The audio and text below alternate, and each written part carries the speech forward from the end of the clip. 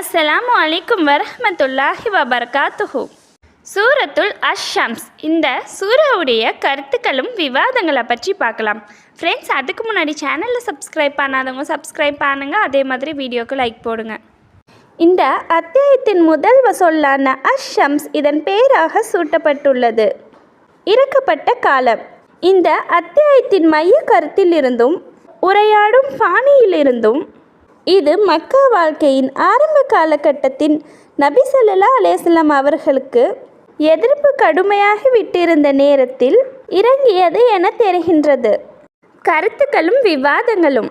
நன்மைக்கும் தீமைக்கும் இடையில் உள்ள வேறுபாட்டை உணர்வதும், இந்த வேறுபாட்டை உணர மறுத்து தீமையின் பாதையில்தான் செல்வோம் என பிடிவாதம் பிடிப்பவர்களுக்கு அதனுடைய தீய கதி குறித்து அச்சுறுத்துவதும் தான் இந்த அத்தியாயத்தின் மைய கருத்தாகும்.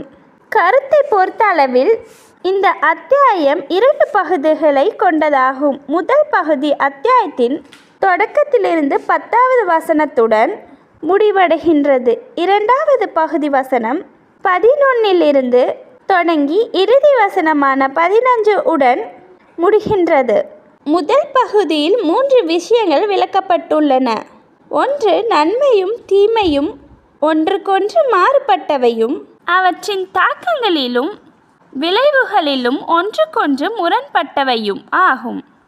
2, அல்லாஹ் மனிதனுக்கு உடல், உணர்வுகள், உள்ளம் ஆகிய ஆற்றல்களை கொடுத்து உலகில் ஒன்றுமறியாதவனாக விட்டுவிடவில்லை. மாறாக ஓர் இயற்கையான ஊதிப்பின் வாயிலாக அவனுடைய உள்ளுணர்வில் நன்மைக்கும் தீமைக்கும் இடையிலான வேறுபாட்டையும் நல்லதிற்கும் கெட்டதிற்கும் இடையில் உள்ள பாகுபாட்டையும் நன்மையை நன்மை என்றும் தீமையை தீமை என்றும் உணரும் தன்மையையும் பதித்துள்ளான்.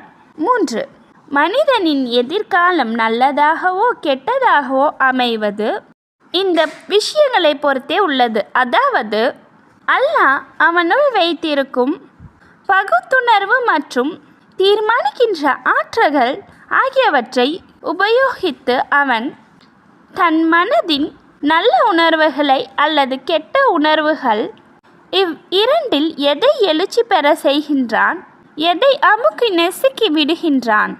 2வது பகுதியில் சமூத் சமுதாயத்தினர் வரலாற்றை ஒரு உதாரணமாக எடுத்துக்காட்டி இறைத்தூதின் முக்கியத்துவம் விளக்கப்பட்டுள்ளது. நன்மை தீமை குறித்து மனித இயல்பில் இறைவன் வைத்திருக்கும் உதிப்பறிவும்